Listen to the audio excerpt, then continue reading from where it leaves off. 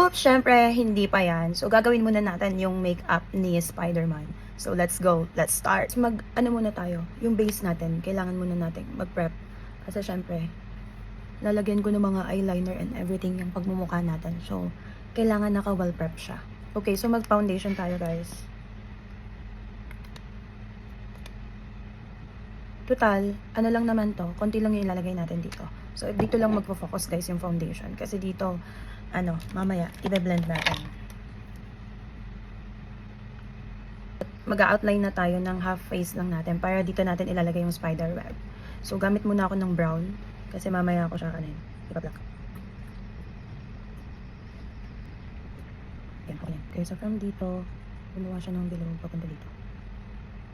Tapos outline natin labas ng kilay.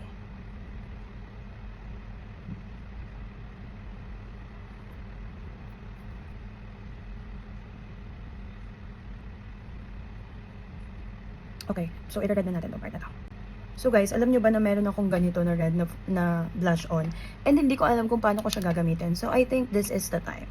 So let's go. Tingnan nyo naman kung gano'n siya ka-pigmented guys. Tapos super red niya, oh. Diba? So i-red muna natin to.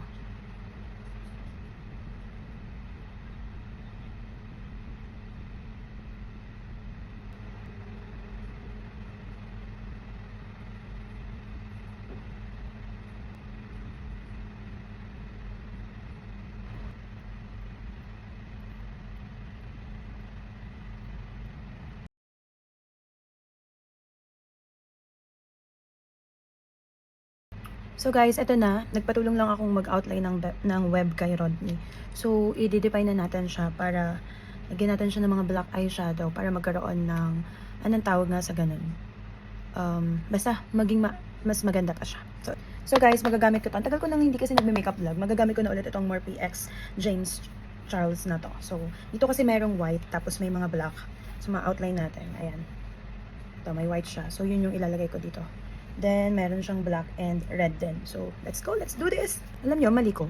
Naligo muna ako bago gawin to. Bigla ko na lang kasing naisipan eh. Dapat ginawa ko muna to bago ko naligo. But anyways, let's do this. Kaya natin to.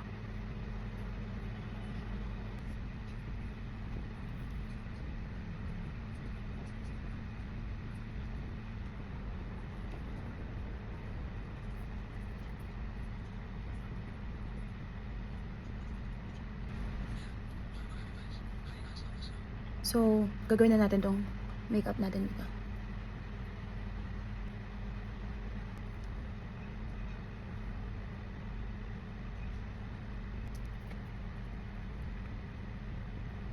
Bye.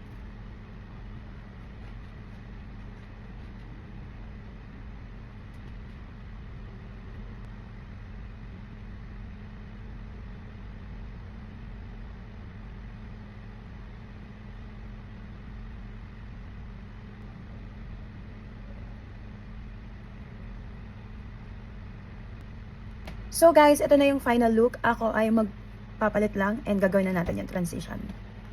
Yes guys, this is our final look. So, nagwig lang ako guys ng red na hair. Sabi ni Rodney, parang hindi naman Spider-Man.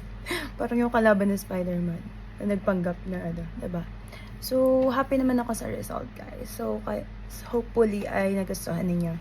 So, that's it. Pahirapan tayo. Paano natin tatanggalin to? At least nagawa na natin.